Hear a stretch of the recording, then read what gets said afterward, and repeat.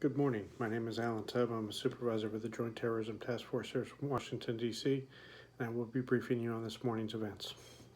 Between 8:35 and 9:45 this morning, the Washington, D.C. metro system sustained 3 coordinated attacks in which 67 victims have perished and another 147 were injured.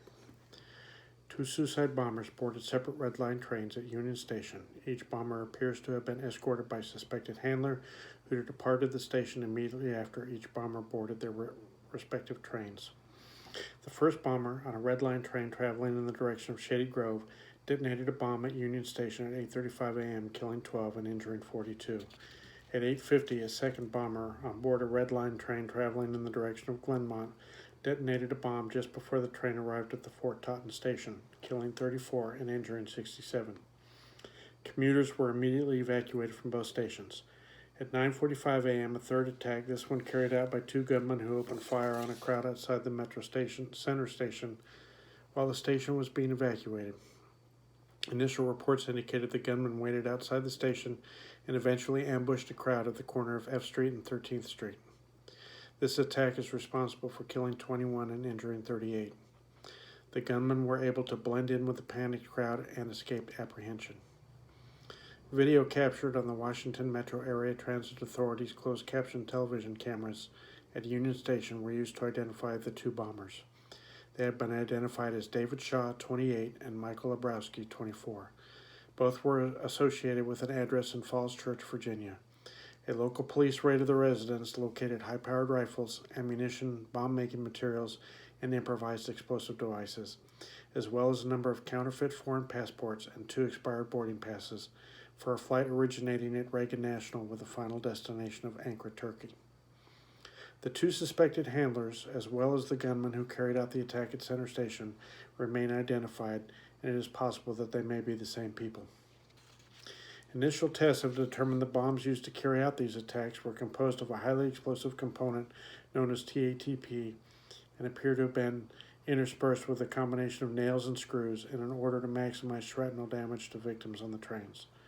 According to our bomb experts, initial tests revealed that the bomb components include acetone, acid nitric, and hydrogen peroxide.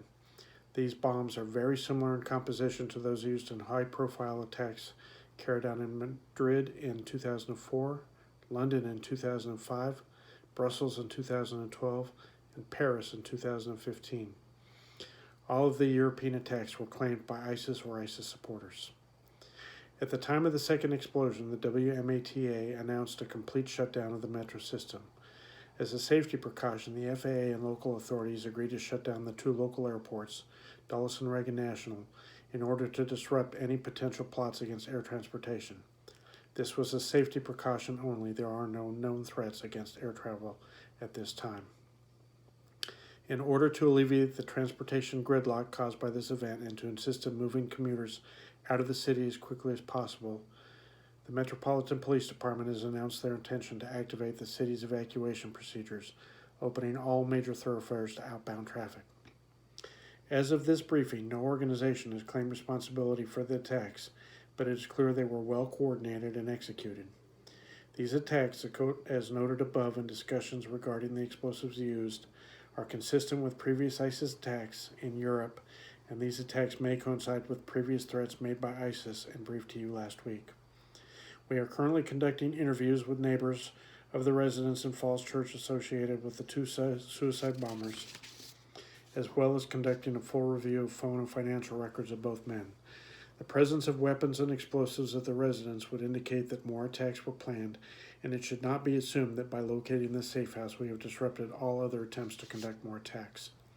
We are continuing to work with local authorities to determine when transit stations as well as airports should be reopened, but at this time it is our recommendation that we maintain these closures until we have conducted further investigation to determine who these men may be associated with and whether more attacks are imminent.